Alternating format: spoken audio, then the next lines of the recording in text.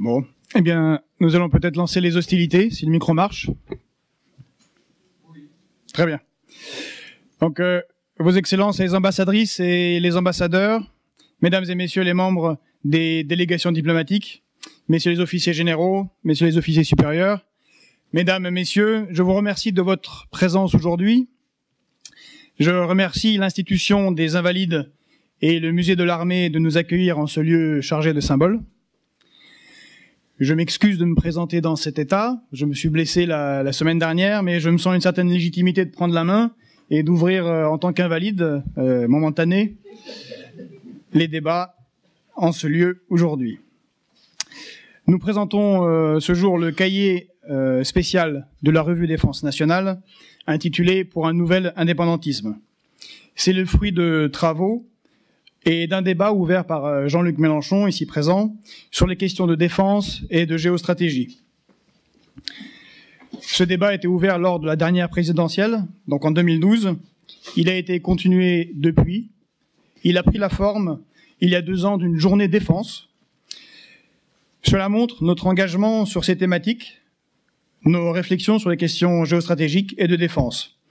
Donc ce n'est pas le fait d'une pensée fugace, tout aussitôt oubliée, un passage obligé de la campagne présidentielle, comme c'est le cas pour beaucoup, et donc pris à la légère. Nous considérons ces sujets comme cruciaux pour la France.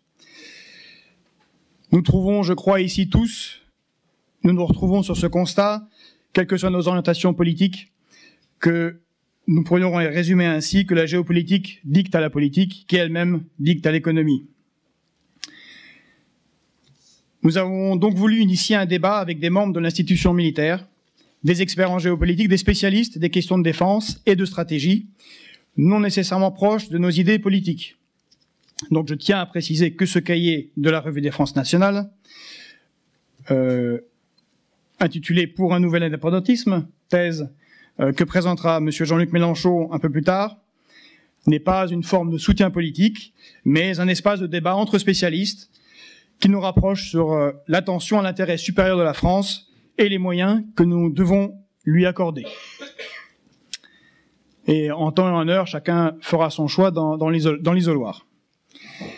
Donc je remercie les participants à ces travaux dans toute leur diversité. Madame Chloé Morel, ici présente, l'amiral Jean Dufour, le général Vincent Desportes, le général Pierre-Dominique Dornano, l'amiral Claude Gaucherand, messieurs Benoît Billan, Pascal Boniface, Éric Chassin, messieurs Dominique Flachat, Laurent Henninger, Jean-Charles Ourcade, messieurs Jean-Philippe Imarijon, Alain Jox et Yann Lepolotec. Ce cahier reprend les principaux apports de la journée défense, augmentés par 2 années de réflexion et de mûrissement. Je tiens à apporter une précision sur une certaine disparité dans les articles, puisque certains sont une recension exacte des communications faites lors de la journée défense. D'autres ont été modifiés. Et enfin, 3 articles ont été ajoutés en raison des événements majeurs survenus en France dans ces domaines. Un article sur la fusion Nexter-KMW, un autre article sur la loi qui autorise dorénavant des sociétés militaires privées à assurer la défense des navires marchands français. Et enfin, bien sûr, les tragiques actes terroristes auxquels notre pays a dû faire face. Je vais bientôt laisser la parole au colonel Pellistrandi qui fera une présentation générale de la Revue Défense nationale, mais que je crois la plupart d'entre vous connaissent ici. À sa suite interviendra monsieur Jean-Luc Mélenchon. Et ensuite, nous aurons les interventions de Jean-Philippe Imarijon, qui parlera de la puissance états-unienne, de madame Chloé Morel, qui nous parlera de l'ONU, sa spécialité, dans le cadre du 170e anniversaire de cette institution et ce qui peut être fait avec l'ONU en Syrie.